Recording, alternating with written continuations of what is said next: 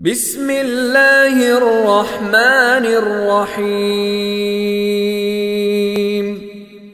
ألهاكم التكاثر حتى زرتم المقابر كلا سوف تعلمون ثم كلا سوف تعلمون كلا لو تعلمون علم اليقين لترون